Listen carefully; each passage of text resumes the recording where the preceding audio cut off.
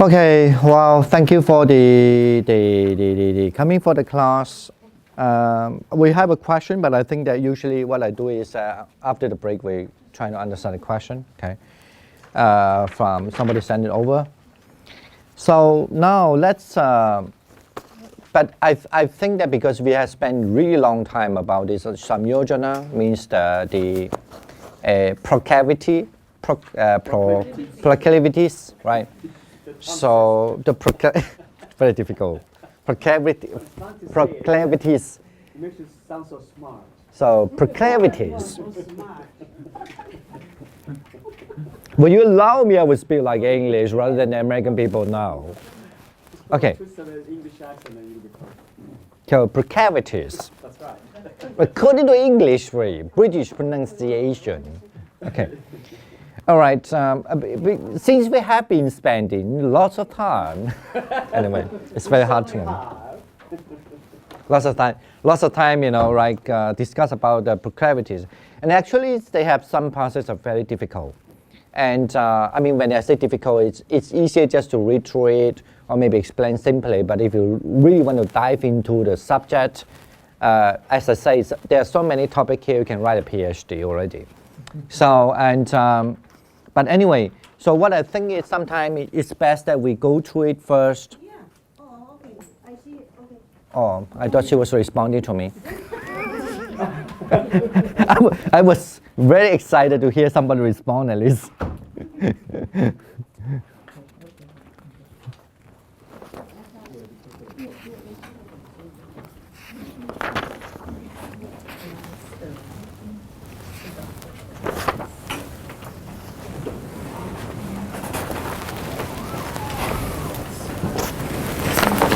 So in this case, so do you have any questions on what we have done, at least in the previous past few days?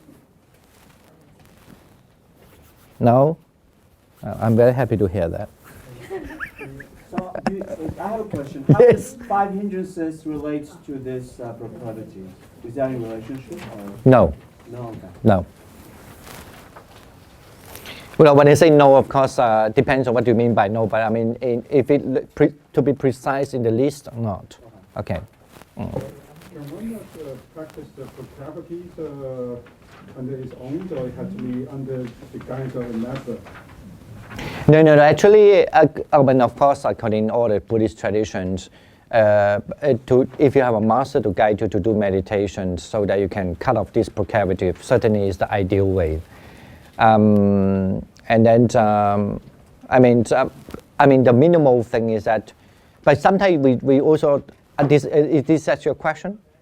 So, but certainly, I mean, if you do, when you talk about experience, something about related to the experience already, when you have a master to teach you, then you can learn faster, right? I mean, let's say you have a problem with the computer. That's how my experience always like that. It took me a whole day to fix one little problem. But some people who really know how, because they also might be learned from a long time how to fix this problem and that problem. They got many ideas how to fix a problem, right? And then you ask them to come over here, like we used to have a young kid who, now he is actually studying now. He used to help me for my computer. Now what I do is that even with my computer, I use TeamViewer. When I have a problem, I just call him. Can you help me fix my computer? You know, I have some problem. So I just use a TeamViewer and then I let him hit a password. So then he can over control my computer. So it takes me a whole day for him. It takes maybe less than, sometimes some problem for me, maybe say a whole day, and maybe for him just maybe an hour or half hour. So people who have the experience, they know what to do, right? So for a normal person, would it take a whole life to learn? Well, if you have a whole life to learn, you're still lucky, I guess. But unfortunately, Buddhism think that not just one lifetime. Many lifetimes.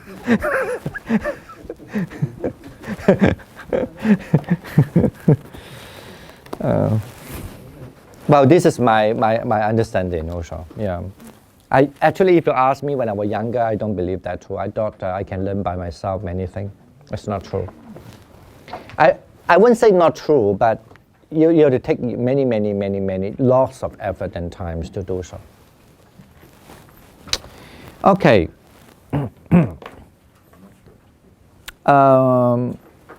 Where we are, okay, so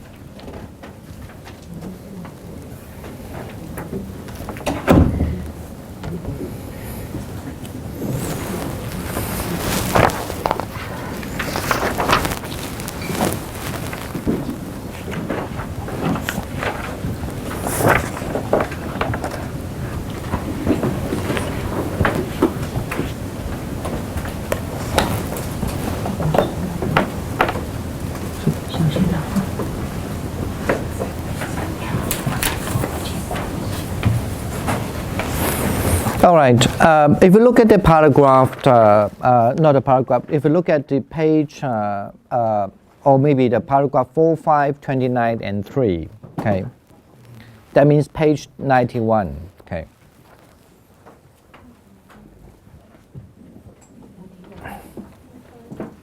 I think we can just skip a little bit because I think, as I say, it can be very complicated. So I think we can leave that a little bit later to talk it.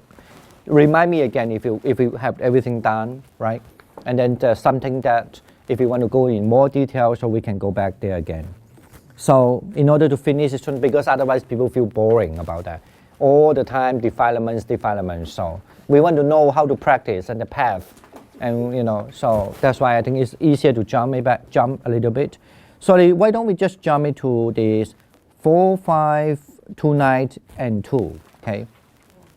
4, 5, 2 night, no, that's not jumping. Actually, that's where we're going back. Let me see. We've got at least to 11. Huh? I thought we've gone to at least 11. We have done 11 already? 4, 5. Okay, 9, good. 11. Good. Thanks for reminding. 11. Yeah. So I think that the list, okay, since we come to 11, we can look at it. So generally, I think the 4, 5, 29, 11, wanted to say, so this is how you have seven proclivities, right? And because you divide it, you divide them by through these what is called this the three sphere, the sphere of the sensor, the sphere of the sense, the sphere of the form, and the sphere of formulas, and then also divided by their actions or the actions. Or I think let me see what they translate here. Subdivided with respect to the spheres, the modes of activities, and the classes. So become 98 in number. I think we have the draft already. So right, that's how we have done, I guess. Yeah. And then sometimes we also understand that as a 10 proclivities. So how you come that 10 proclivities, because from the one of the proclivities that is the proclivity of the view. So you can also subdivide it into 5, right?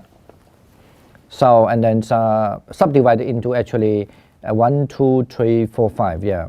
So and that's why if you look at it and all together count it as the 10, okay. So I think those are what they are going to try to say about how the list comes along, right? I don't have to. And then when you look at 4, 5, 29, and 11.1, among these 98 proclivities, so 88 can be abandoned, can be abandoned by the cultivation. Can be abandoned by the vision, the path of vision, and then 10 is been abandoned by the path of cultivation. No problem with that, okay? And then, so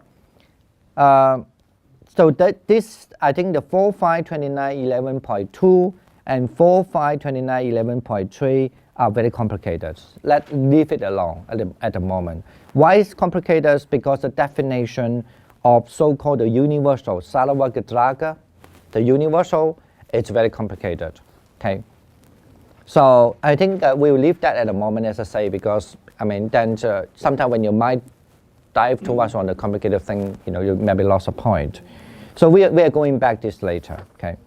And now let's look at 11 and then what else? 4529.11. Okay, let's start from 4529.11.5. I think that's interesting a little bit. So the 10 proclivities arise sequentially. Yes, any questions? Sequentially. Can you say that again? Where are we starting? We're at page number 93. I will just make a mark that I didn't talk so we can make it. So sequentially. So page number 93, I don't need to say 4, 5 now. So 29.11.5, right? The 10 proclivities arise sequentially as follows. Now he want to first explain this. They arises, sequentially, one by one as follow. He say first, someone owing to ignorance, because of ignorance. So one does not understand the Four Noble Truths. The Four Noble Truths.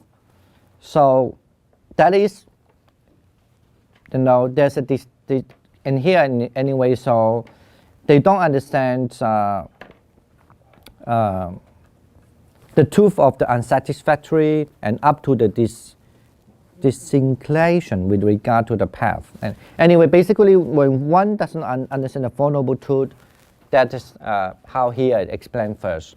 When one doesn't understand the Four Noble Truths, that's how they arises due to the ignorance. So why is ignorance? Because one does not understand the Four Noble Truths. Okay. When one does not understand the Four Noble Truths, there arises doubt. Okay. What kind of doubt? Having listened to both the truth and the false, one becomes doubtful. It is unsatisfactory or not. Up to it is a path or not. So basically, when one do not understand the Four Noble Truths, one have a doubt about the Four Noble Truths. So, for example, the simple way to say, when the Four Noble Truths, they will say everything is impermanence. That's why it's suffering. Do you agree? I'm not sure. Maybe yeah, in theory, but sometimes when you practice, you don't believe that too, right?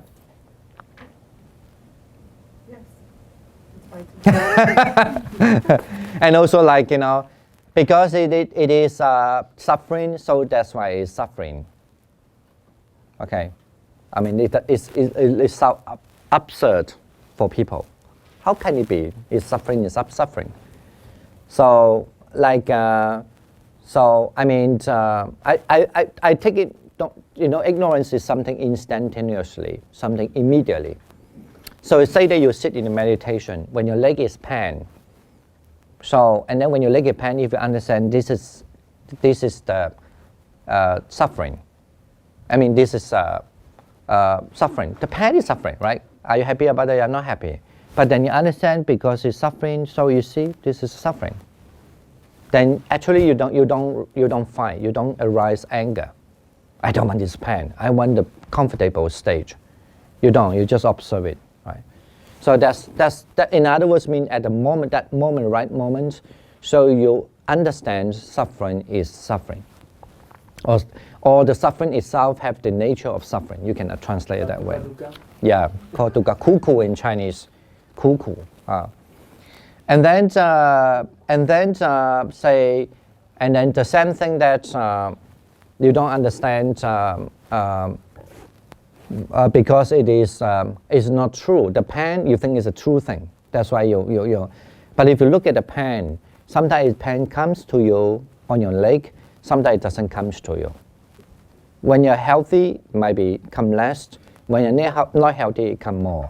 When your mind is not happy, it come more. When your mind happy, it may become less, right? So and then you start to see actually it comes and go, and not all the time. Maybe you think usually the leg pain, it comes about 5 minutes after my meditation, but sometimes strange, 10 minutes after. Sometimes strange, even 1 minute, maybe even 1 second, right? The more you do meditation, you will know it is not you think. So and then if you check on the reason why this time is 1 minute, the last time was 10 minutes, even before last time was 1 hour, okay, and you find everything is conditioned. So that's why the pain is not true, as you think is no, but problem is they think it's permanent. That's why they thought the pain should be there in 10 minutes because they believe that's permanent already. Okay. That's mean by the you don't understand. So that's why, and so if we see that, I mean, for people who have experience, so that's why there's no fixed answer. But it doesn't mean that there's no answer, okay? We talk about the cause and effect, but there's no fixed answer say my leg has to be pain in 10 minutes, okay? If you think so, yeah, yes. The pain arises based on conditioning. Yeah. So the more you practice and the more you observe. You understand in the conditionality. But it's not, the more you understand is not to understand about the pain. It is, but then you understand the pain actually, it's concept. Right, but it's not the pain itself you understand. The conditionality, yeah. So, and then this is what we call, you understand the suffering through this, we're going to talk that also maybe in the future more. So you understand the impermanence through this, actually there's no real essence of the pain. So, of the no real essence of that. So that means you understand the impermanence through this emptiness. And the other one is that you understand the impermanence through this, what we call the no self or selfless, actually that refer to because you cannot control it, okay? It's not that I want it to be that way, you can do that. So, but only people if they don't totally understand impermanence, and then they still think, yes, I can change it, I can make it, and the way that I want to all the time. So that's still because they hold the view of the thing is permanent. Okay. Anyway, so yes. So for the people who really practice like Taoism or Qigong or those type of practice, they usually. That's why the Buddhism call them as a wrong view. Wrong view. Yeah, with that respect. Fundamentally it's wrong. Yeah, with that respect. So anyway, and then that's mean by through that you will understand the truth of the suffering. Okay. So then here the ignorance refer to that part. Okay, it's much more I think in a higher level, and also it certainly is also back to the normal. Why there's a difference between the normal people and so-called the saint. You know, because after they have go through these kind of practices, and they cut off certain proclivities, and then those ignorance would not be so strong, you know. Okay, all right. I don't have to because that we're going to talk more later. So basically, so from let me see. Yes. So that's why they have the doubt. Is it true or not true? Right. I mean, this kind of doubt you can put it like instantaneously even in our every moment life. But in the long run, it can be like a theory. The theory like, is it true there's an impermanence or not impermanence?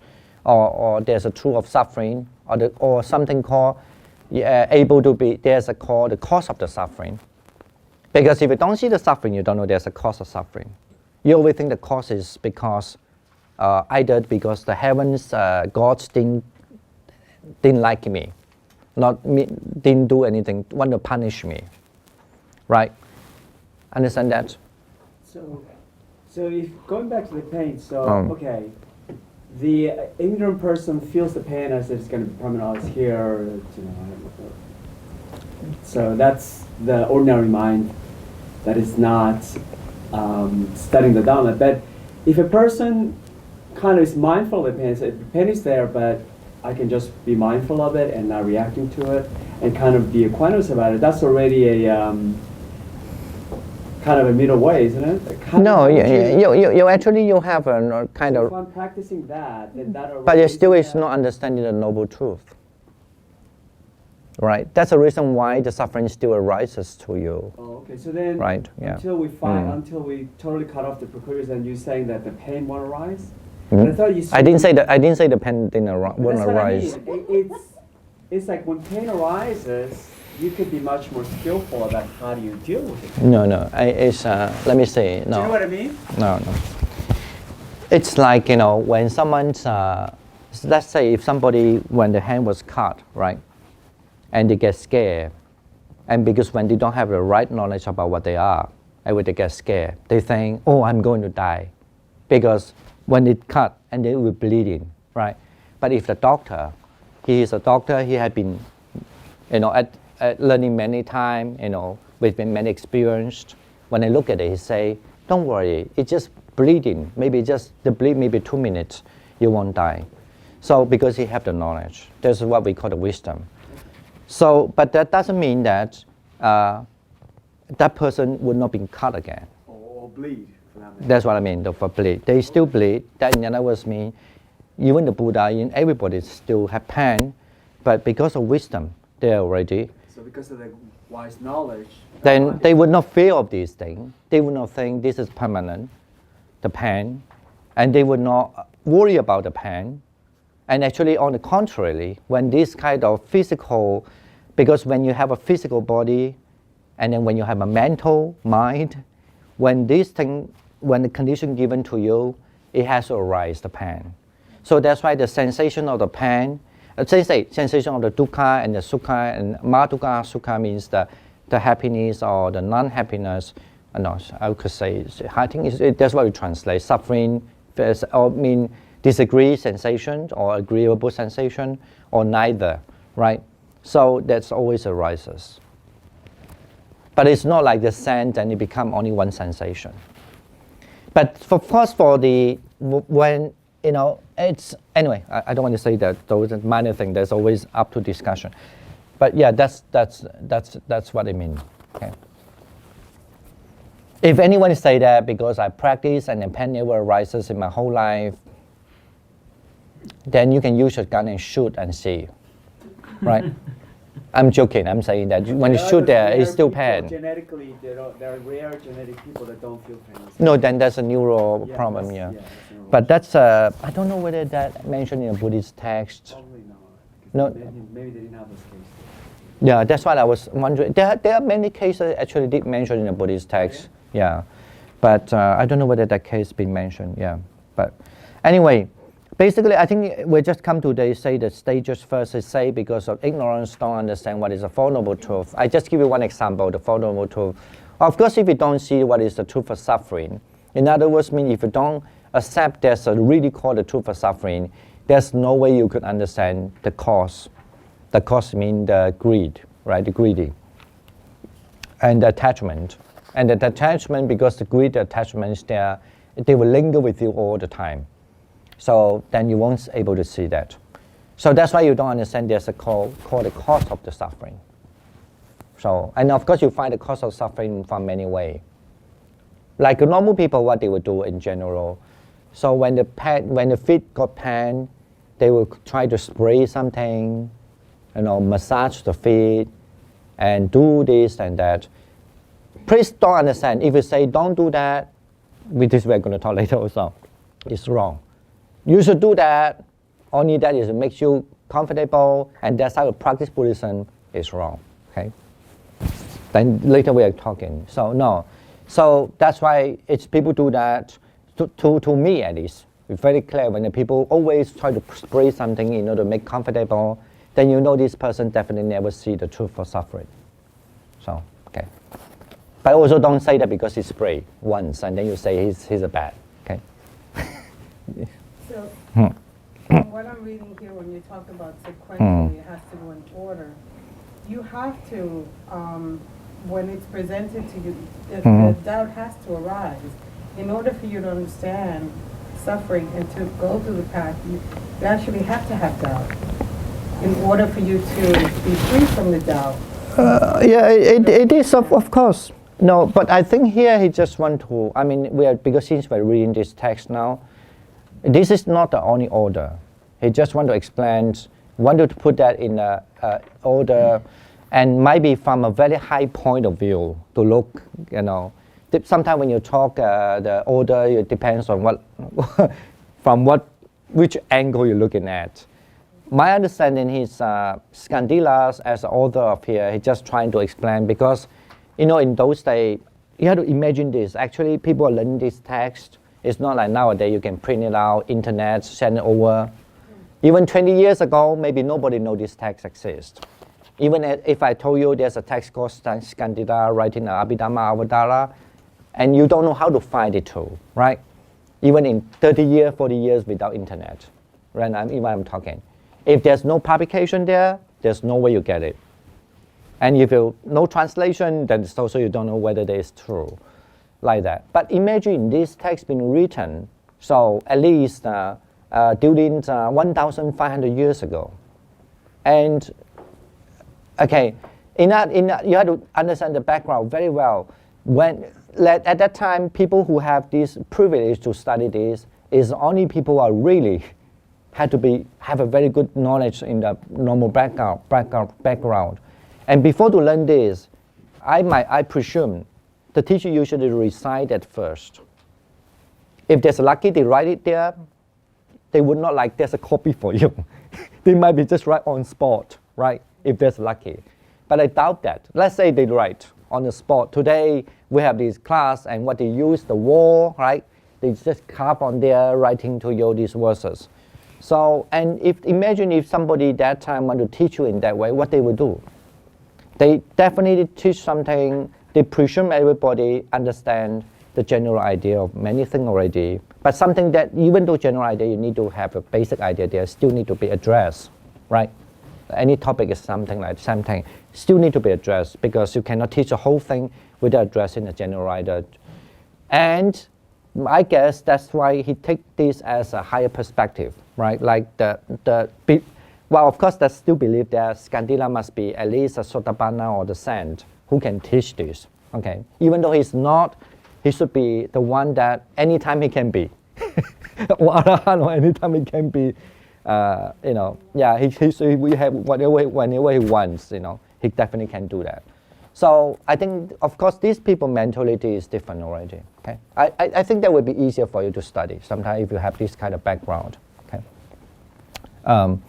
So all right. So I guess, but that's also a definition. Is very generic definition of what is impermanence. They have many. What is mean by ignorance? There are so many definitions, but in general, certainly for the so-called supramundane. Not for the mundane purpose, but for the supramundane purpose, certainly is someone do not understand Four Noble Truths. That is exists anywhere, all the time, in any tradition. Okay. So that's why I say because of not understand that, it arises the doubt, right?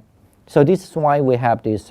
Remember, we have this doubt, right, as the one of the proclivities, the second doubt. So. And then what are these? Either because they hear this the wrong or the right, teachings, or you can say understand that way. So, and then but then they arise this doubtful. What kind of doubtful? Is a doubt it is unsatisfactory, or that means it is really suffering or not suffering until whether this is really the path or not path. So, because this is all referred to people who do not see the Four Noble Truths. From this doubtless, they arise a false view, right? And then the false view will come. So, or you can say that because they meet with these evil companions, the bad persons. The bad person will tell them, you see, there's no such a thing. Our Buddhism is too pessimistic. Always talk about suffering, and it doesn't make you very happy. And why don't you believe in God? The God gives you everything. You pray for Him, you pray for the God, you get everything. So who doesn't want? Everyone wants that, right? So it's very hard. If I'm talking at a very higher level now, okay? Do Buddhism teach you to pray? We do, because when you're so sad, okay? But if you meet the Buddha and the Buddha knows that you are ripened, you are really, really for that, really about the true Buddhism, then he would strictly talk to you. So, sometimes just like a baby, you cannot tell everything. You just say, oh, don't cry, I give you a sugar, I give you something to eat. If other people say, why you cry? You're the one who did the wrong thing, right? You know what I'm saying? So that's why you talk to a little mature people, and mature people is different. So you don't have to cry. You should blame yourself now. You are the one who do this thing. Now you should go to apologize, right? But if a little kid, you know, how can you ask him to apologize now? I mean, depends on the situation, right? So anyway, just I mean. So here it say that from this doubtfulness there arise a false view, and either because of meeting the wrong friends, okay, from hearing the false teachings and thinking erroneously, like what?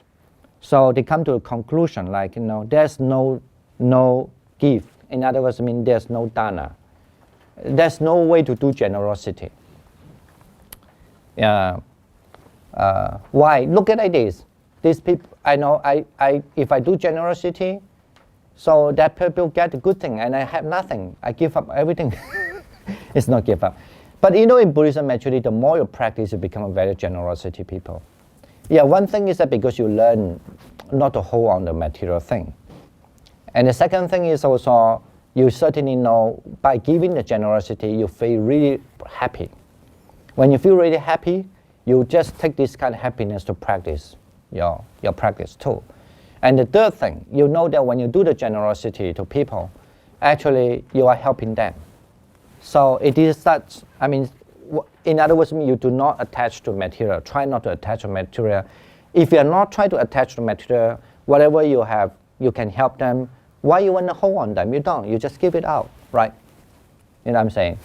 So that's why, and then that's how they can see there really a lot of benefits for the generosity. Especially people, presumably people really meditate according to Buddhist theory. And then you can see your past life. And you find that, oh, you know, now I'm so poor because in those days I was a little bit stingy. So why don't I want to change my life? So, and this is through your own practice too, you know. So that's why I say, then you have this kind of, the wrong conclusion or wrong view comes to you. There's no gift, no sacrifice, and no oblations, okay? Actually, I don't know why they say sacrifice. I don't, but because the Dhammajyoti, Reverend Dhammajyoti, Venerable Dhammajyoti translate this from Sanskrit. So, but anyway, I guess. But in the Chinese, if we say that there's no such a thing like called the happiness, okay, and then or the last one is say no oblation, okay.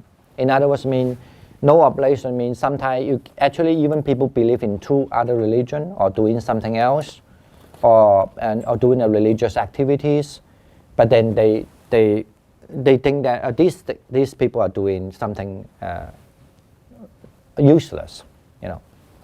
So, well, what I want to say is that even though you practice Buddhism, you understand the Four Noble Truths, you don't have ignorance, but they still encourage people to have a belief in their life. That's what I want. That's what generally put it this way. Okay. Okay. Buddhism is not materialism. So this is why it's very different from the West sometimes. Like, you know, in the West, they were popular say, I believe in Buddhism, Buddhist philosophy, but I don't believe in reincarnation, and I don't believe in karma that relate to the past, and I don't believe in religions. But actually you find interesting, no, the Buddha don't do that. Look at the Buddha also. He still encourage people to have the religion. But even though he tell you, if you are not at one stage, you are fall into still wrong your religion, okay? You know what I mean? It's strange, right? I didn't get the thing just to say. Okay, let me rephrase my English. I said, You're not mature enough. look at the Buddha's life. Even though, of course, say the Buddha attained fully enlightenment, and he also could teach many people to attain Four Noble Truths and become Arahant or so and so-called the enlightenment, right? But you also knew that the Buddha never say, don't believe in other religion. There's no such a thing called religion. There's only one thing called Four Noble Truths. Buddha never said that, right? Everybody know that? Never. Here it's said very clearly, because, in other words, mean even the people, if they have a right view, it looks like the Four Noble Truths. When you understand Four Noble Truths, logically, we can be denied the other existence of religion, right? Logically, but it wasn't that way. Okay. And so that creates, that creates bad karma. I mean, if you do that. Yeah. It's because That's- he says right speech is not about divisive speech. So Yeah. even though I heard stories of the Buddha that somebody, Jainism was his contemporary, Mahavira, and then one said, "Oh, I'm going to join you and give you all the money to you because you're the right one." But Buddha said, "No, you have to still support the Jain people because that's how you started, and they depend on your support." So you No. can still come and study with me, but you still need to donate your money. to Yeah, Jain. Buddha was very clear about doing that. What you exactly said. But then that is, you can also read it. Some people say that same statement again. They can read that. That is because the Buddha want to win the heart of the persons and said, go to support him. You can do that, right? I mean, even nowadays, there are people can be very cunning. And then they will say, I believe your Dharma now. So can I learn the other? Because in order, he think this person, wow, rich person, right? Powerful person. Yes, of course, go. No, actually he didn't agree. But I'm not talking that sense. So I'm saying that, one example, sometimes you still can read it like, of course we don't believe that. I'm saying that in general. So people will say, okay, the Buddha did that actually, just want to win that person's heart, right? This is how you do find the people. Not ulterior motive. No, of course we know. No, this is our way of thinking. But you have to understand, but I never thought it that way. So. no, I never thought too, but when you do scholarly study, the critical study is really? there. Oh. Yeah. So you cover all angles. So now people could say that, but then I'm saying that, but you have to look at the whole picture of Buddhism. They don't have that kind of idea. Why? Okay, that is one. It's very important because that's the reason why even when I was in England, when you read the book, they say, I don't do this, I don't agree this, and then that. I'm fine. I still respect the person writing it. But you still know, I kind of understand, this person hasn't seen Four Noble Truths. If you see it, you'll find, this life is like that. And they want to go there and do the good merit for their life. This life, of course, they cannot see the Four Noble Truths, but they still doing the good thing in helping people, having the faith in the religion and doing a good thing for society. But if they go to extreme, they would warn them, don't do that, you are harming yourself, harming the other. That's what the Buddhist attitude, right? Because they still build up a good thing for they are entitled to have their own good life. But if they harm the other and harm themselves, then they will warn by the Buddhism, right? You get it now? So that's what I mean, understand the Four Noble Truths, okay? So, all right. Why people look at me like a very suspicious, I don't know why. Why there are so many questions? Okay, good, please. Generation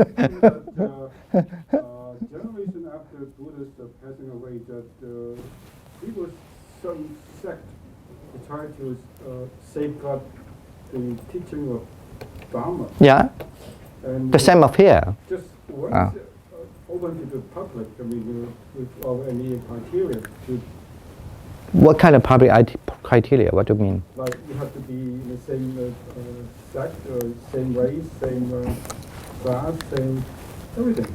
No, I think maybe we should back to the thing. Here to say very clearly, to see the Four Noble Truths.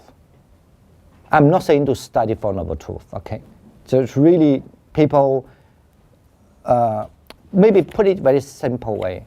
According to the theory of Buddhism, anyone, if they can practice and see the Four Noble Truths, especially in Sarvastivada system and general system, that people actually know the Four Noble Truths mean they at least have to be, in Chinese, this 出国相嘛.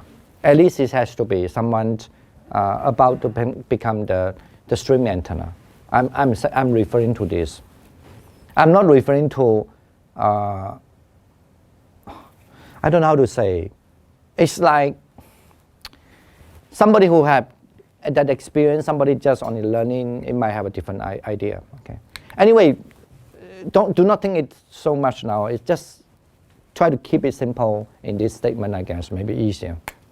So, easier not to think about the history. If you have time, you can think about, it's easier for you actually the way that you start to learn is this is why you learn Abhidharma. Then you start to keep yourself in a, look at it. Some people say this statement, that statement, it they say that for sure.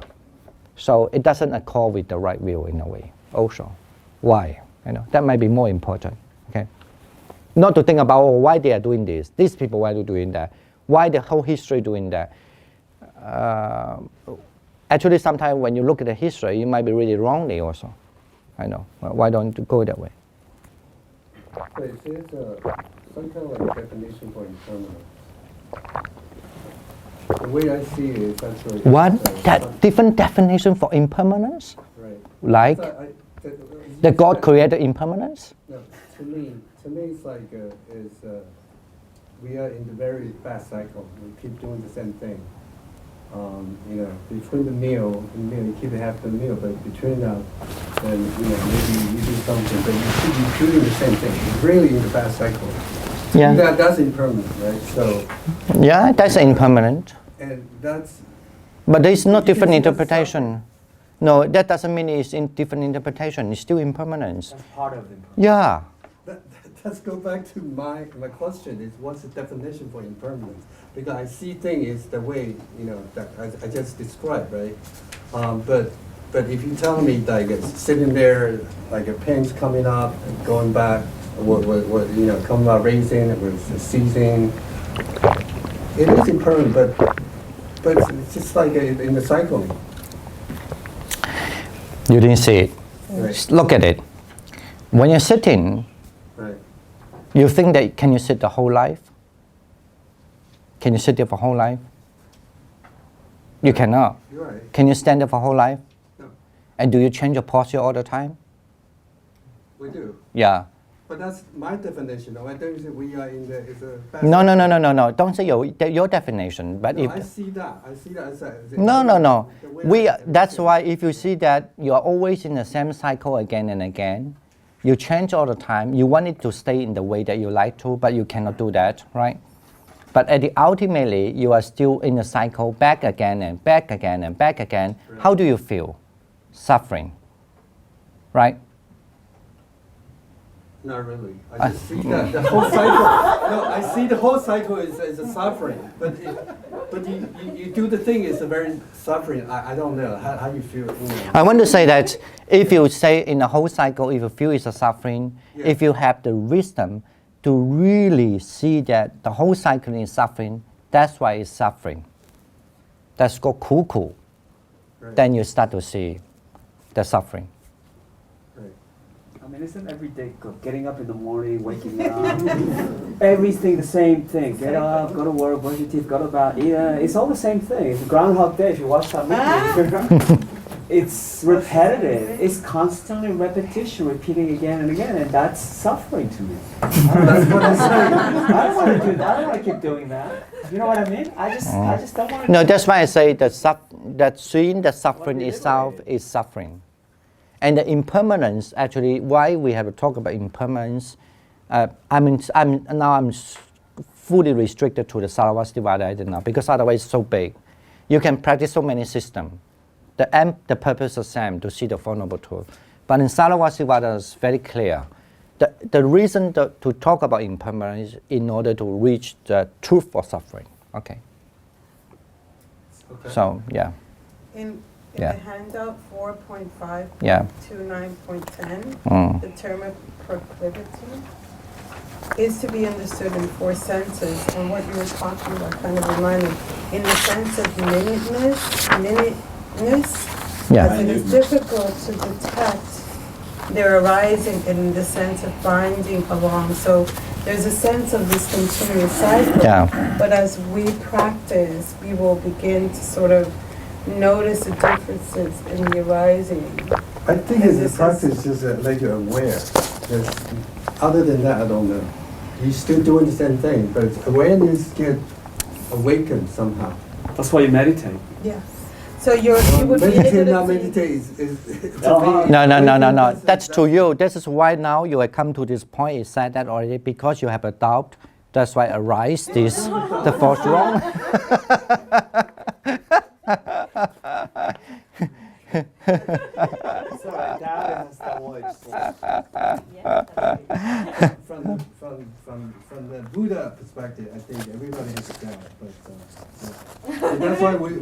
learn, right? So- Yeah. That's why we're here. No, yeah, that's why we're here. I mean, I'm not, but here just want to say in a sequence why these 10 procavities is there. Please make it clear. He just want to say, and then you can talk about this 10 procavity in a series from different angle. We're reading this text, here they say that first from the angle of the ignorance. Okay, please. When he say from ignorance mean clearly define, not understand the Four Noble Truth. Okay. And because if they don't understand the Four Noble Truth, it leads them to have the doubt. That's what it is. Right. Okay. But my question is really, in order to understand the Four Noble Truth, you have to really understand what is impermanent. No, we're going to talk. Question is We from haven't here. talked that yet. Right, so. Okay. So that's the path system, how they practice that. Yeah. But I did say something already just now. Yeah. Okay. So anyway, from the doubt, where we are now. Okay, now back to the 4, 5, 29, 11, 54, like 5.4. So from the fourth view, there arises a Sakaya Ditti. Okay, that means the wrong perception of the collections, literally. The here, it doesn't mean refer to only the body, but it refer to the 5 aggregates in general. The 5 aggregates. So that's why Sakaya, we just explained that last time before the class also. Sat here can be understood as existence. Okay, so the Kaya here doesn't mean the body, but the Kaya doesn't mean a collective as a collective noun, right? Many. So, but refer to the 5 aggregates, not only the physical body, but your mind, your feelings, your consciousness, your formation, right? So, and then that arises that holding the existence of these 5, okay? Or usually we translate directly means the how to say, the grasping of identity, okay? So that is mean, in the 5, that's mean in the 5 aggregates of the grasping and cling to the view that they are self and what pertaining to the self. So and then that's how you cling to the view that they are self and then that's their self. Actually, if you look at the Chinese have one more sentence mean, and then they will do not believe in, because they cling to that, the aggregates, so they believe there's no theory of suffering. Because that's nobody like it, actually, okay? So they think they would not hold, they would abandon or they want to cast away the understanding of the, or they want to cast, or they believe that there's no such a thing called the suffering. And that's how they grasp, and clean that they are the self and what pertaining to the self, okay? So 就是我跟我所, that they are the self and what pertaining to self. Now the number 5, so from this grasping to the identity, or so-called the senjian or sakaya drishti, there arises antaragrastiti, meaning there arises the bianjian. And then they arises as one clings to the extremes of eternal or the annihilation of the self. So because it's really hard, actually really hard for people normally, especially very hard to understand. People maybe more or less can imagine that I maybe have attachment to my body, I maybe even attachment to my feelings, attachment to, it's not attachment. You think that is there. It's not just attachment. You think that the I is there, and the feeling is there, really there. They refer to the permanent there. Okay. There's a kind of like a metaphysical behind your mind. There is my feeling. There is my body. There is my my perception, and there is my my mind thinking, and there is my awareness. Okay, the awareness of mind. Yes. I don't understand this Sanskrit word, antadradhati. Yeah. What does that mean? And actually, under literally under mean the side, one side, two side, but it also can understand. Clinging to two external yeah. Actually, here he said that already because you're grasping to the two extremes. So the extremes, one extreme refer to the extreme you believe that is eternal, 常见, and then the extreme you believe that in the 断见 means you believe that like materialism means the self will completely demolish, finished. I believe in the middle way. Well, but the middle way is very difficult. Okay, that's why the Nagarjuna. How long Nagarjuna write maybe just the Karika to explain according to his understanding of the middle way, and then up to now, how many books have write about middle way? How many books? It's very deep. So it's okay.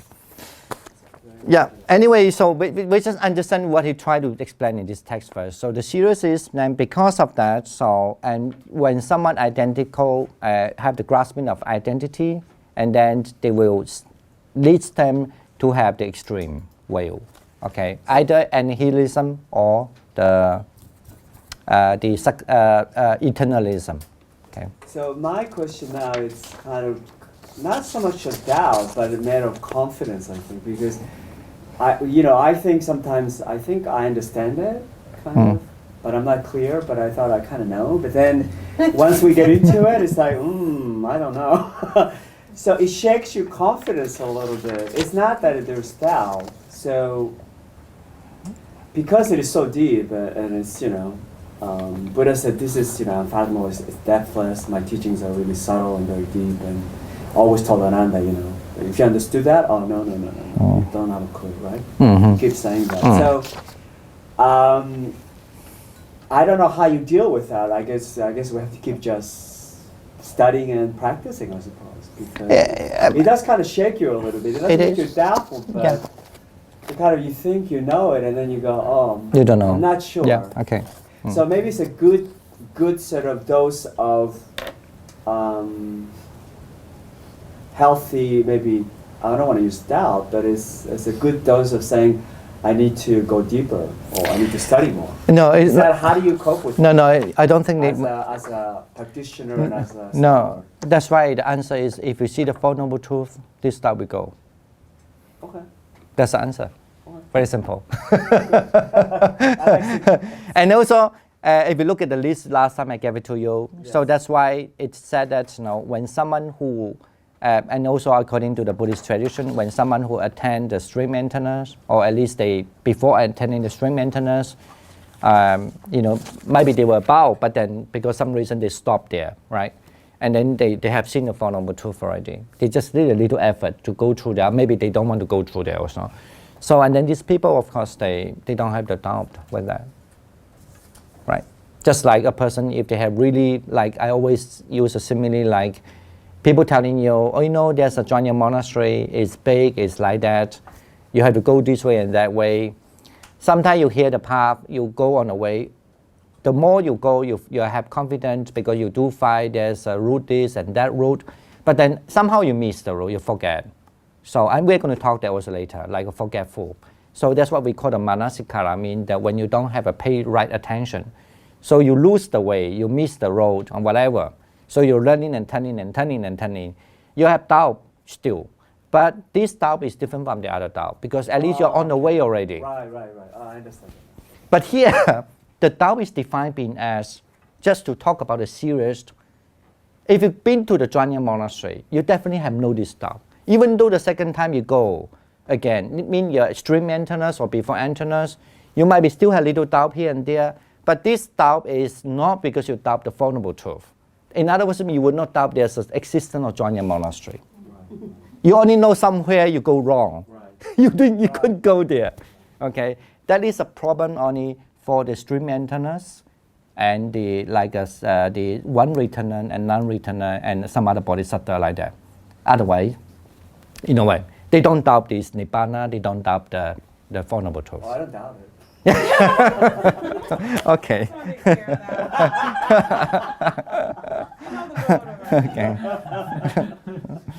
Okay. Sorry.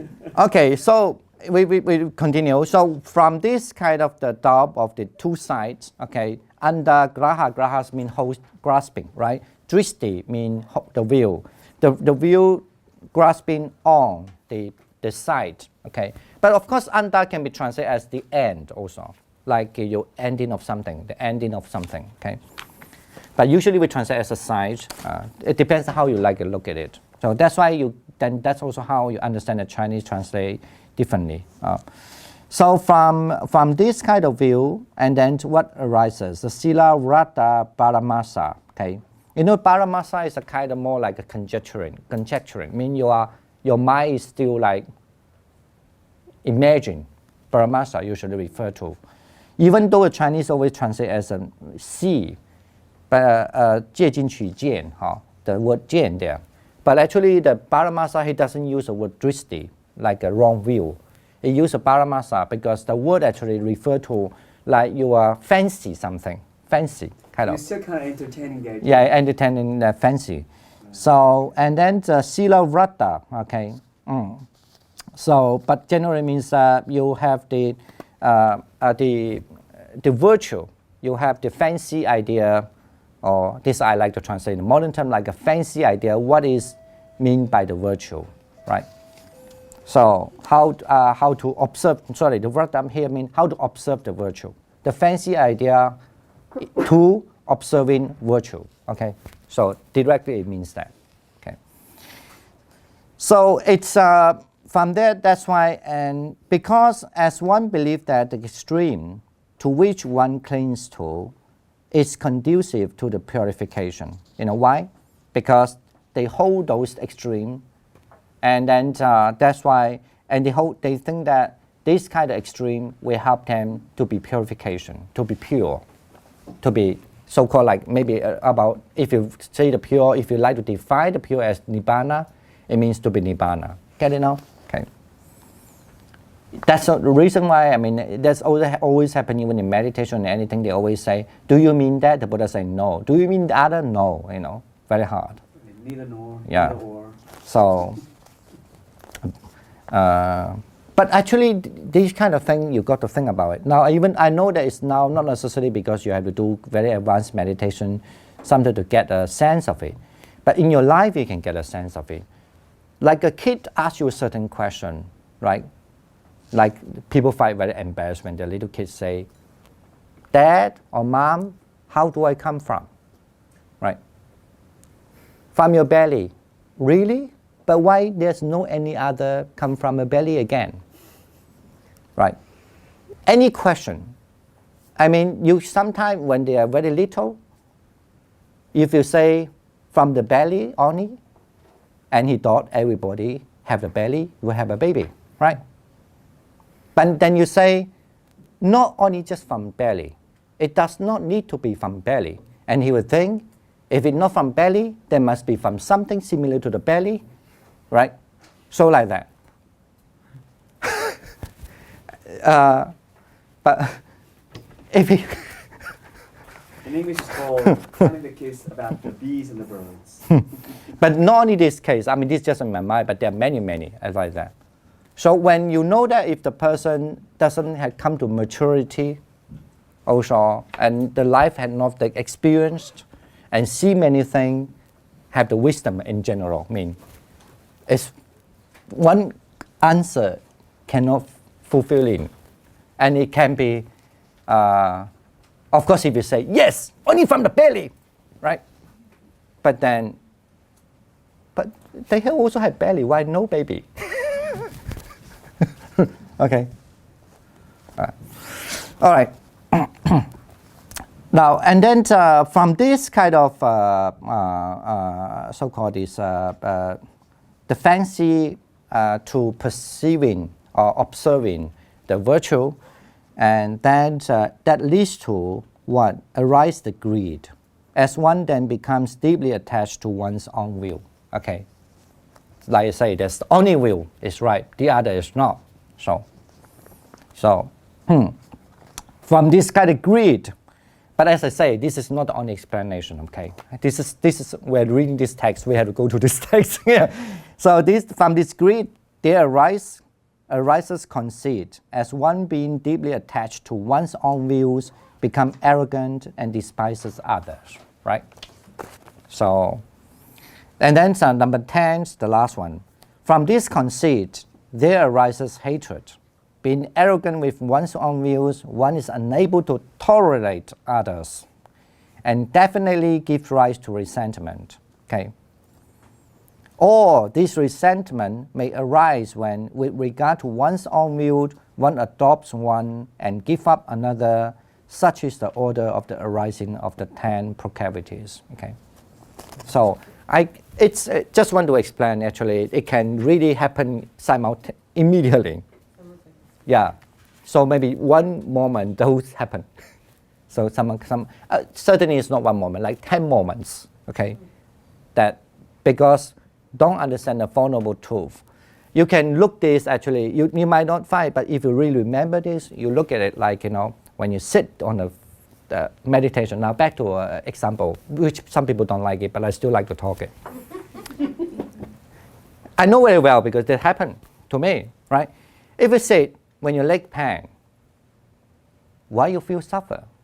But if you say, oh, that's how it is, you don't feel suffer, but you know suffering, okay? But it's very hard. Talking is so easy. It's very hard, right? And then let's say you feel suffering. Oh, my leg is bad. Yesterday was not like that. Today is like this. So what now? Imagine how many processes you have to go, and then up to the point that you think yesterday was not like that, and today is like this. What it is? When you have the view, yesterday was not like that. Today is like this. Look at these defilements now, the proclivities now. What proclivities is it? So it's a wrong view, okay?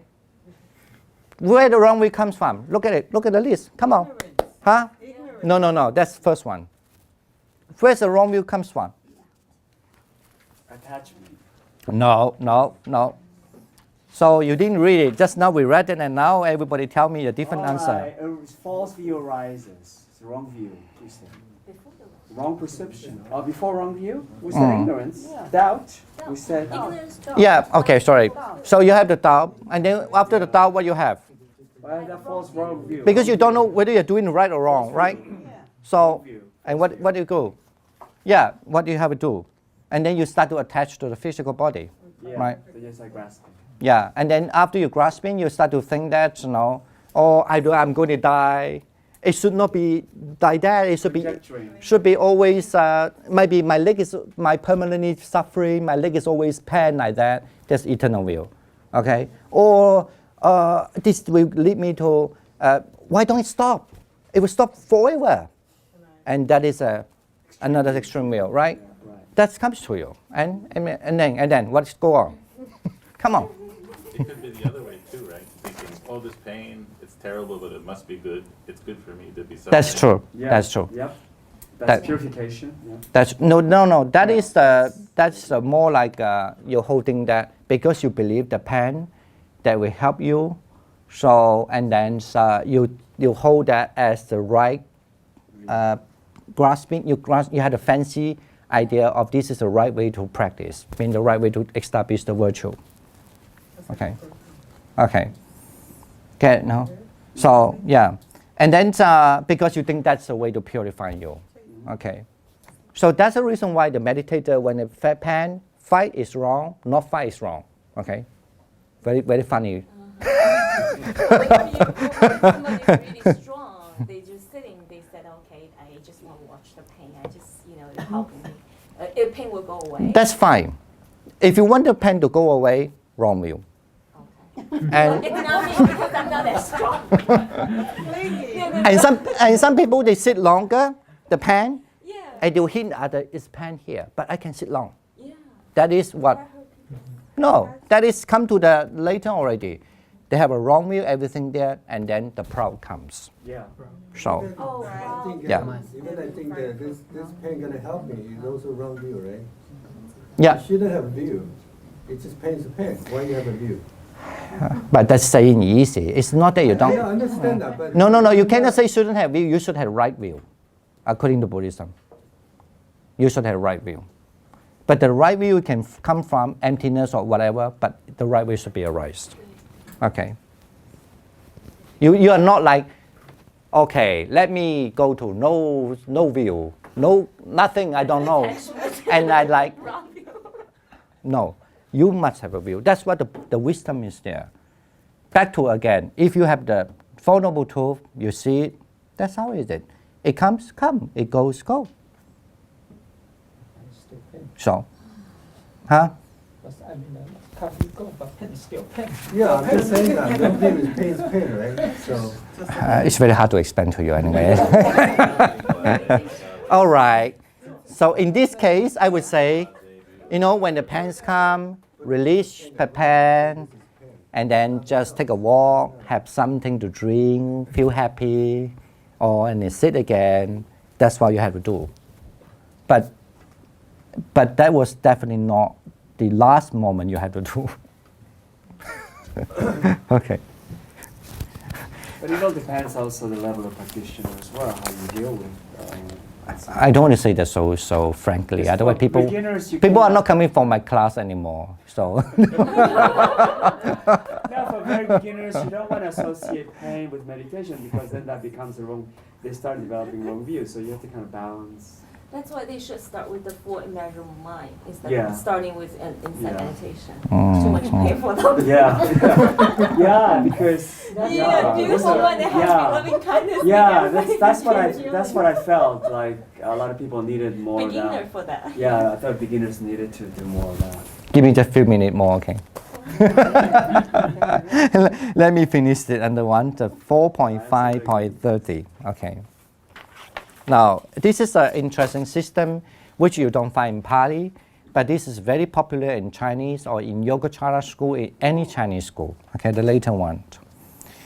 So it said that there are 3 causes for the arising of the defilements, okay? Ooh. One, owing to the proclivities not having been abandoned, okay? That's what it said. Second, owing to the improper mental application, ayoni manasikara, okay? Oh, this is the lack of. The lack of, the improper or lack of. The third, owing to the object, which according with the defilements coming into one's range of experience. Actually, it should be no abhasagata. Do you have the Sanskrit word there? Do you have that? Yes. Actually, normally, Abhasagata, yes. yeah, abhasagata generally mean kind of like there's a kind of something that continues appear, but sometimes we use Visaya abhasagata. Okay, Is there such thing is as it Visaya? I think it's the object is called Visaya. I think it's Visaya. I get confused a little bit. Yeah. So usually you say Visaya abhasagata, or sometimes you only just say Visaya. Okay, if you.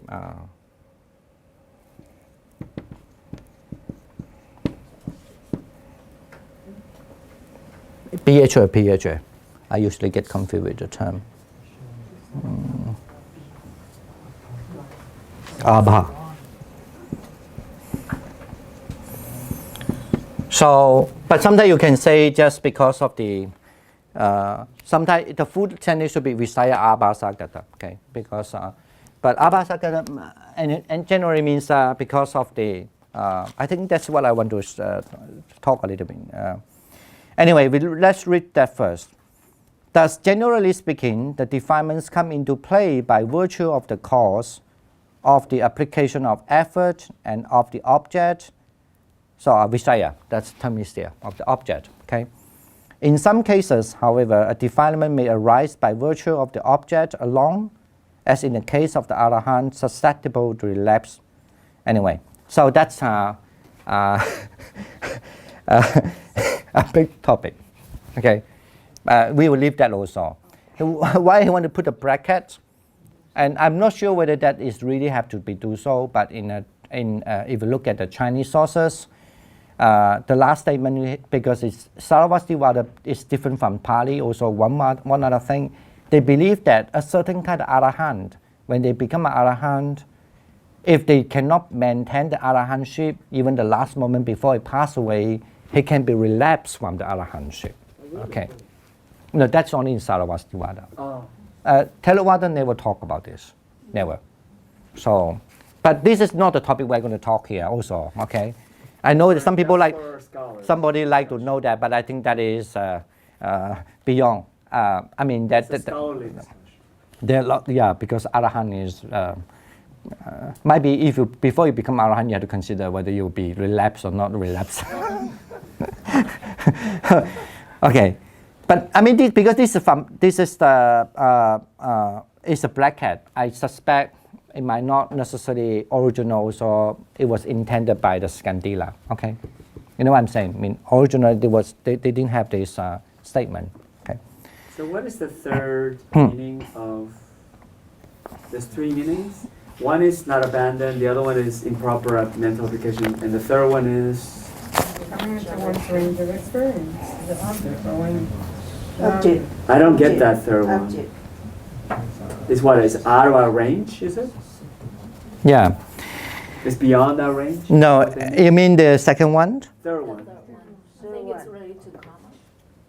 The Oh, third one. Yeah. No. I don't understand what you mean. No. Owing to objects. Actually, the third one, let me explain first, maybe. If it's somebody haven't cut off these defilements, what happened? And especially when the person do not have the right way of paying attention to. So I'm going to say that also, what does it mean later? It's much more, it's a big subject too. But generally means that somebody, if they might even, they might be able to focus. I'm talking about in a more advanced stage. However, they don't have the right wisdom to pay attention to what? They pay attention to the wrong thing. Okay, they pay attention to the wrong thing. Even though they have a right, they have a concentration, they can focus their mind, they can control their mind. Give an example?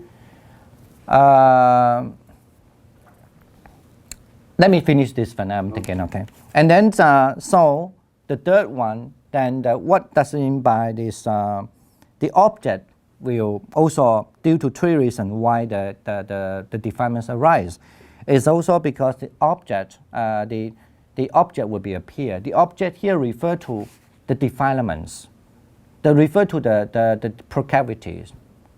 Okay. Say, if the ignorance there, okay, or if once the holding the or you have identical idea about yourself, this is my body, right? And this is my body idea will become the Visaya, okay? Become the object. And then whatever you see, it's just your reference. Get it now? So that's mean by that. I have to think about the example. Let me think, okay, I don't know whether it is appropriate, but similar to that. Say, pen again, because that's, since we start with that. When you sit a meditation and the legs start to feel very boring, but feel pain, right? And because you still have a defilement, that's why you look at the pain differently already. Normally, not differently, normally like normal people think. Pain, what I'm doing here, Okay, so, and then, but because you have developed a strong concentration, and also you have practiced a certain thing. But however, you forget, you should look at this as a suffering, right? You only look at it as the permanent already, right? That's called ayoniso manasikara. That means you didn't pay attention correctly. Right. You pay attention, but not correctly. Right. So you say it's permanent. That's why we're suffering. Yeah, and then you think that's permanent. It's there. If you think it's impermanent, it's fine. It will go. But if it go, it's wrong also, actually. Forget. It means only just know it's impermanent. But it's very hard. So, but then your mind somehow, because of the previous view thinking, that's my body, you don't want your body become that, right? Pain. So that's the reason why you look at the pain and you say, why it's not go yet? I've been waiting for a long time, why it's not go yet? But when you're thinking that way or observing the pain, you're holding the idea of the body, and also that leads to you holding the idea of the permanent. Yeah, The because you're also looking undergraha means the site, the permanent view. But also you're looking at it as my pain rather than saying, oh, there it is, a phenomenon. No. So let me finish it. So when you're holding that, you think this is the permanent there. It should be permanent because you believe it permanent. If you don't believe permanent, you will not. You don't have this reaction. So, and your object is the undergraha Christi. Okay, that means your object still is holding, still have the what you call understanding this is as the 变见. I mean permanent or non permanent. The annihilation or nihilation. You jump here and there, jump here and there, jump here and there. So you think it should be go completely, or it should be, or he will stay forever. So you're always jumping this mind, right? So you have, because of this idea holding there, whatever you see the pen again is only just a reference. So that's why basically mean then the defilements arise. Okay. Understand? Okay. So yeah. I was listening, so the way I understand it, Mhm. based on the way you explained it, Mhm. is that the defilement itself, the third one, and I'm going back to that, is that we have sort of a wrong view of what our object is, Mhm. because we're sort of attached to Mhm. to maybe the pain itself, and instead of, so the defilement is the pain itself and not the idea that it's impermanent. I don't know if I'm saying that right. The defilement is a pen itself? Well, the object becomes. No, the pain defilement is itself, not the pen itself. But the object becomes the pain itself. So you're focusing, instead of focusing on. No, you're focusing on the pen, right? Okay. So when you're having the pain in the leg, right, that becomes your object. Mhm. But it's the view that you have of the pain is it's a wrong view? Yeah. Okay. How come it become a wrong view? Well, because you're looking at it as something as self, that's my pain, my leg. Yeah. And it's going to stay forever. So this or is, it's going to go away. that's why we had to back to here. When you look at, in other words, because you have the cause. The cause is that you have the ignorance. But the ignorance can be understood as you either holding a wrong view or because you're holding the wrong precepts, right? And thinking that's the way. Or because you're holding the wrong view, because you're holding the two sides, either it should stay forever, because you believe it will stay forever, or you want it cut off immediately. To go away, right? So like never appear again. That's very right moment, right? Yeah. So when you're meditating, Mhm. going back to the legs, because Yes. I do have knee pain, so Yeah. it's a very important Sure. part for me. Yes. There's often numbness. And so when you kind of get scared that you can't feel your legs. That's you still have holding the view of the identity of the physical you. Yeah. So that's focusing on the wrong object, Mhm. which is the numbness. No, you didn't focus on the wrong object. The object is right. The object is right, it's the thinking or The pain, correct the 如理作意 in Chinese. It means the paying attention is 非如理作意 when you are not paying the correct attention. The attention is still on the numbness. It's on the numbness, but it's the view of the numbness is what's incorrect. That it should stay on forever, it should go away completely. You should just observe it. Correct? No, I didn't say what Or accept it, so it can go away. I wouldn't say you should or not should now at the moment. Okay, that's why the answer always say whatever you like. But it's equanimity though, don't you? No. Equanimity, like the balance. Let me tell. It's very subtle language there. If they are really serious about topic, if you hear they say whatever you like, that is correct answer. Yeah, but whatever. But you sometimes like, they will say whatever you like can be the wrong view. no. Anyway, can't say whatever it's you very like. no. This is your imagination. It's different, because if you cannot bear, you feel suffer. Why you should sit there? Okay. Then you only arises no samadhi, and then no panya. Okay. No. Or you say, yeah. You could have them samadhi. They might be only encourage you. That's a good thing. Look more. only so. So it depends. You could go deeper, or you could maybe. Okay. Teacher? No, I mean, finally you have to call the shots because Buddha never said like. Yeah. It's up to you. It's up to you. Yeah.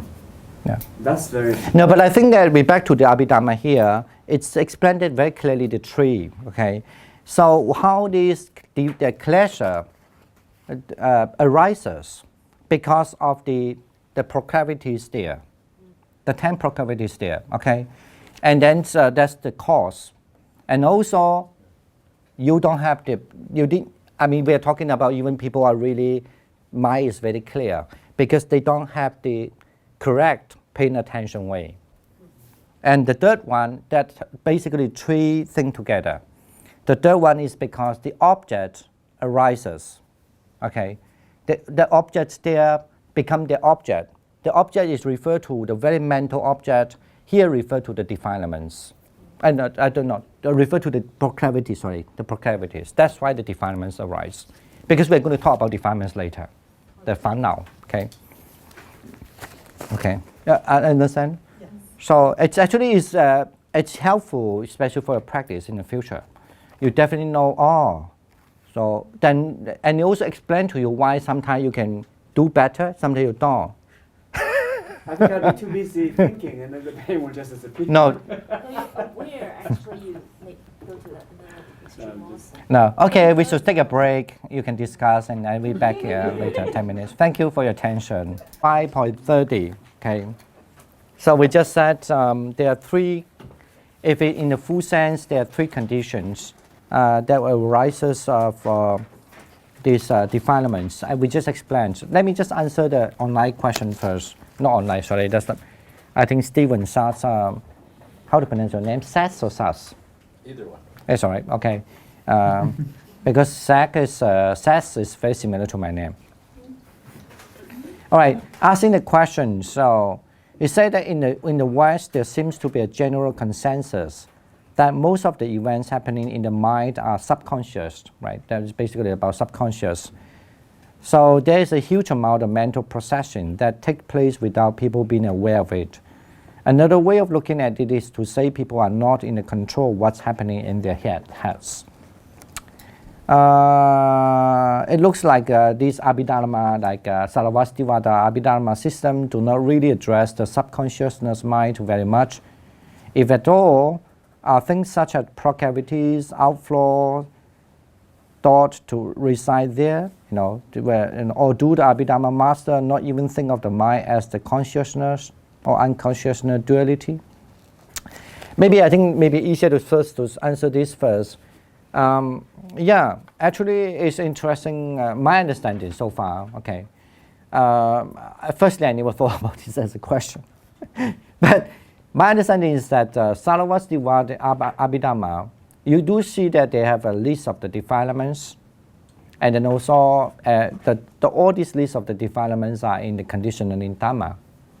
So it's also, there's a way to indirectly to say that this thing exists in somewhere, okay? Because as I said, Sarvastivada Abhidharma believe in everything is exist, okay?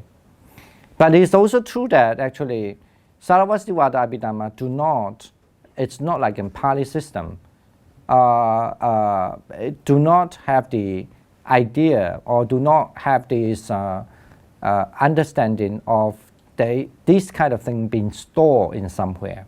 Like you almost implied there was maybe there's a subconsciousness there.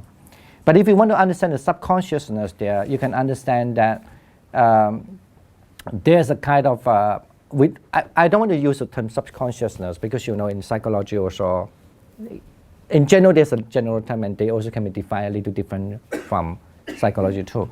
But maybe the best to say in Sarvastivada, we only think that there is something, whatever we're aware, okay, something carry on, never stop, okay. In that kind of, the carry on never stop, maybe the question say, why I become an anger person, right? So let's say, and if there's something that really actively go behind you, what are these? That everything that what is going behind you is what the Buddhism, what Sarvastivada belief is that your past. Your past. As I say, the Sarvastivada understanding, I mean in philosophical way understanding, your past never ceased. It's always exists there. This is the reason why it conduces, and it may be much easier for Mahayana later on why they had to develop this system into another system called the Yogacara, yoga system. The yoga system, one of the yoga system want to solve that problem, like this kind of question, more like that, is our defilements, our even our knowledge, whatever.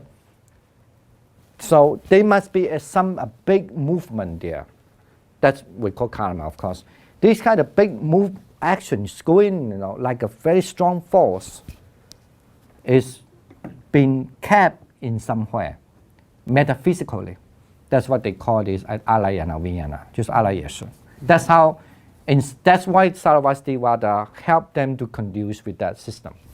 But now since we are talking Sarvastivada, we are not talking about Yogacara now. In Sarvastivada, that was not the way to concern. Because to them, they were saying, you see, just now 5 minutes because I will talk about this Abhidharma, right? That which I didn't do it 2 years ago or 1 year ago. I was talking about this subject, about the 3 conditions. If it describe these 3 conditions, will make how these defilements arise. I just mentioned about that's my first time say here, okay? So that is a past thing, right? 5 minutes ago. But according to Sarvastivada, this past thing is always exist. Okay? So the subconsciousness is no matter. to Sarvastivada, I mean I'm talking about Sarvastivada, it's no matter. As far as I remember, or indirectly somebody point to me and say, Dhammadipa, you remember? Let's say now, just now you said 5 minutes ago, or 15 minutes ago, you were talking about this subject. Did I? Yeah, you did about mention this. Oh yeah, I did. No, you see, exists. How can I remember that? It's because that past, I done that, and that exists there. I mean, that's all about the idea. Okay. It also has the future also exists. Of course. It's like right now you're talking like 10 minutes ago already exists. So this part is a mystery, right? No, it's not mystery. Think about this. How can it be mystery? I mean, I'm talking in terms of Sarvastivada, okay? Because I'm teaching this now. I know, like 10 minutes ago, how could you know you're speaking like this way? No, I didn't mean that I would speak this way. That's a wrong concept. Then that's a Sasadavada. That's the eternal will. I didn't mean that. Right. I only mean because I did talk about that topic 15 minutes ago, right. Tomorrow I can talk the same topic again. Okay. All right. But it be slightly different. Fine, because Buddhism do not believe in the eternalism. Right. It didn't mean that I will talk exactly the same. But then if any Buddhism believe that if I talk exactly the same thing there, then that's eternalism. No, it's not eternalism. It's impermanence. But because it can happen in the present, it become past. When it become past, it can be a future. Okay, that's the Sarvastivada. I'm talking only in Sarvastivada perspective. They have a very different way of understanding. So in philosophically, okay. I hope that answered the question. So the subconsciousness, of course, to Yogacara is a big topic. But to Sarvastivada, not the topic.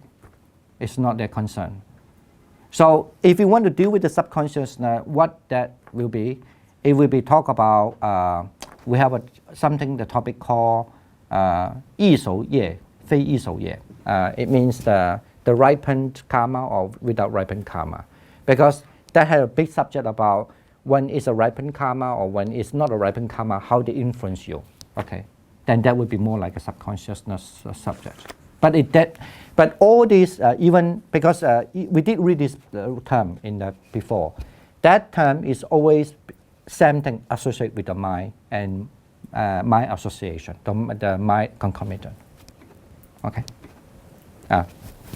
But it's just a little different from the subconsciousness. Yeah. Right. Okay. If you have questions, thank you for the question. But that also let me think.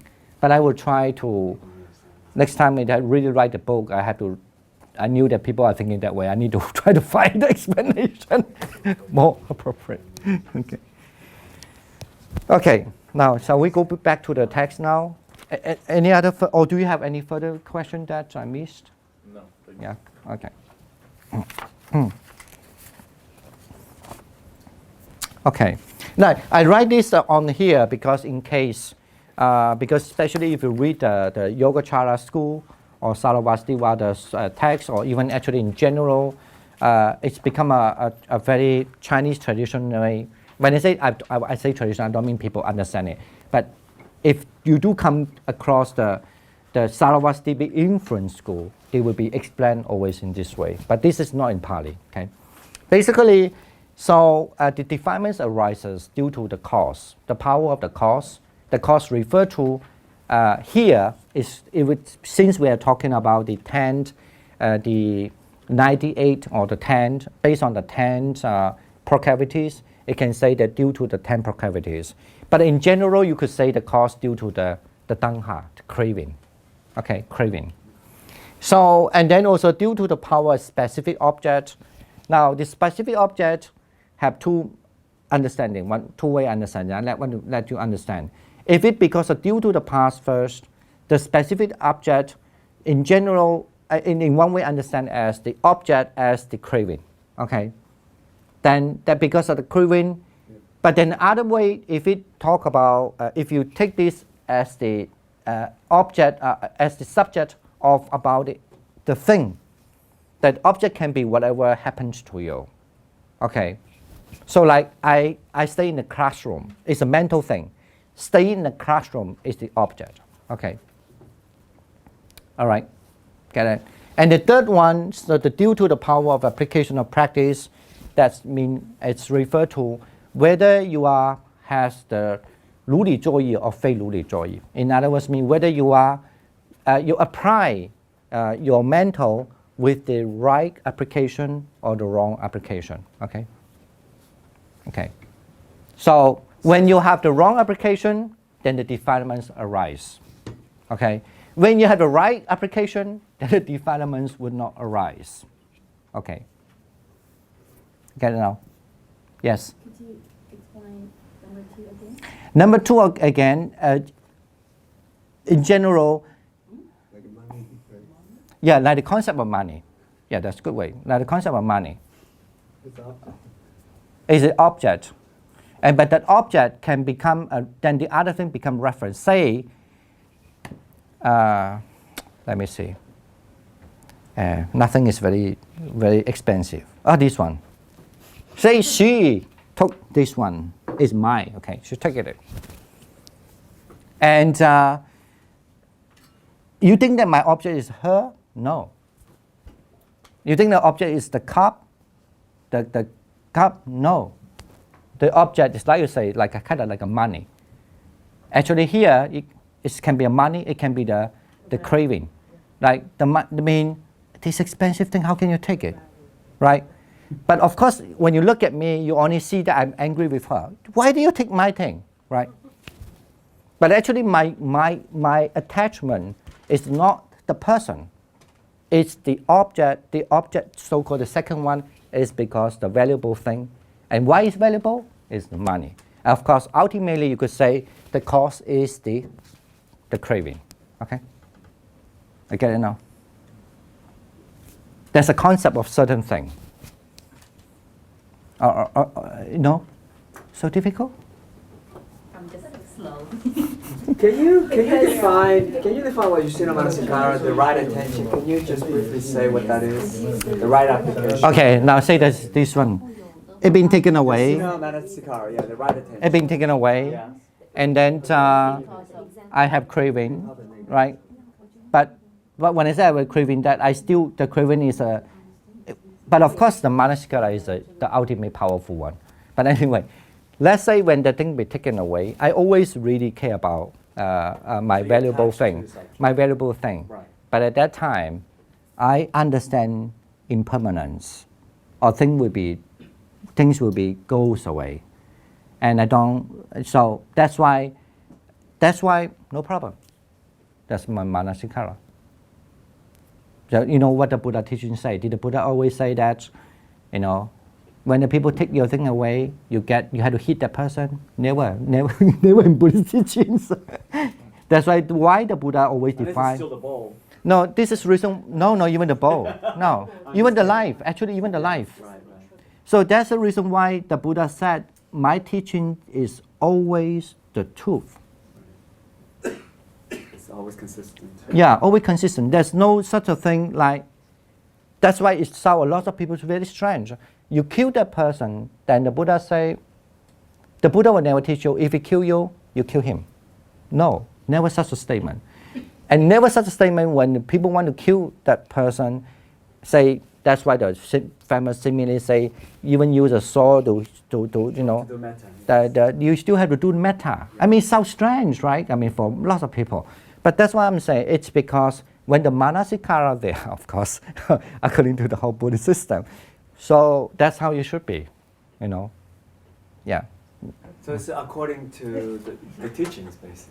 You have to look at it within the Yeah, context of yeah, that's all according. No, you're right. Actually, that's the reason why Ruli Joyi, if you learn it later, it's always go with the four things. That's only when you have this, the correctly application, then you're leading you to the Dharma. So fa sui fa si ma. So yes, you have a question. So we're going back to, if you have a certain view, the 10 proclivities Yes. arise, and this is a defilement. No, these are they also can be defined, but here they would talk in terms of they will arise as a cause can arise you to as a cause to produce defilements. So Yeah. Tracy whispered something, so that's the reason why I'm asking.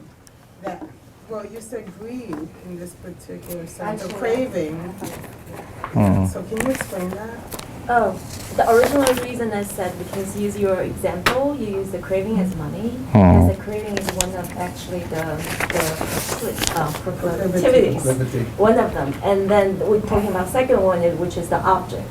So object itself for you at the time saying craving, so it's kind of like one and two and combined There together. is a concept. Yeah, actually what I understand right now is like the proclivities, you are not abandoned, always there. Yeah. So two courses afterwards, the object itself and the third one and the second one actually is a condition, kind of arouse you to show up those defilements. So that's how I understand those three reasons, the course of how the defilements arise. So first of all, you have a proclivities in there already when there's a condition which is object shows. The second is the concept, right? You have to have a concept and Yeah. you raise them, right? The situation, I think, the condition, or Okay. I don't know. I just The condition has to exist is a question, right? Right. And then the application of the practice is how you view it. Mm-hmm. Yes, Shifu? Is that correct? I won't say that. I think it's. You mean the second one? The second one? So the condition has to exist, and then you, it says due to the power of application, which is the view itself and how it's applied. Yeah. So yes, the condition should be arise. Yeah. Yeah. But the third one basically is about the practice. Is a practice. So, but if you have if you can exert your practice, then you can overcome the two. So, and this is the reason why, especially in Mahayana later on, and Sunyata school, if you look at the list, because as I say, this is a very popular, powerful system. And then that's the reason why then you will find in the Stravaka, normally mean so-called the Arahantship, they more emphasize on this. And then the Mahayana, not necessarily true, but in general. So they more emphasize that this is a Visaya. The object is, if you can able to look at this object as non-object. So this is non-arising, and so on. So you also can solve the problem. So also, But then this is the same. This no question. I all say the same thing. Yeah. So if So, you have, if you're practicing and you have the right view, then this defilement does not arise in that sense. If you have a right view. Yeah, if you have the right view, this definitely that the cause is not there already. The cause is not there, so we wouldn't go through this whole process. No, but you always will be in this process. It would be, But here you use the word the power just to emphasize mean in order to subdue this, you have to use the power of that. Yeah. it's hard because of the language and the words that are used, but I understand it's Okay. the application of the practice, Yeah. of your view, Mm. and the mindfulness. Mm. Okay. All right. So looks like time's up. It's good. At least everybody excited about the subject. I'm sorry. I thought I can finish this again. So we're gonna talk Always about, estimate. You said something, the difference between klesa and defilements and Yeah, because when you look at the list of the proclivities, what's the difference between? no, defilements when you look at the list, and then because of that, the proclivities, you arise all these Defilements? you try to pretend you are the good, then you become proud, you want to harm the others, you get angry, you hate the other, and so on. Right? It's still because the proclivity is there. So, and when this three things you didn't got it wellly, you didn't do it rightly, and then that will lead you to become hating the other, and so comes along. Okay. Hostility, greed, We have to go there. So. Actually, it looks like we are doing study some psychology too, right?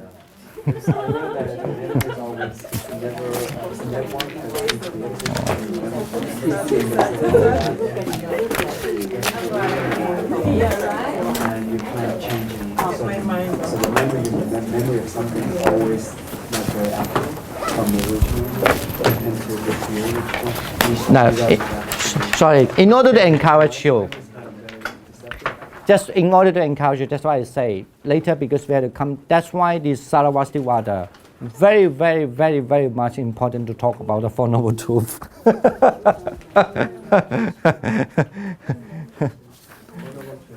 Four Noble Truths. Very, very important. Yeah. So. This is very important for the Four Noble Truths.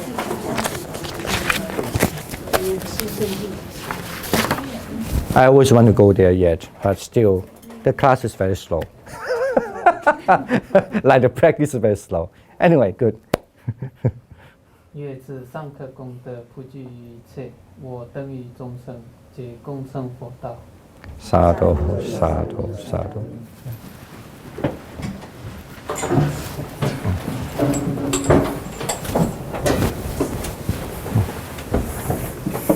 One bow to teacher. All right, thank you. Sure, thanks.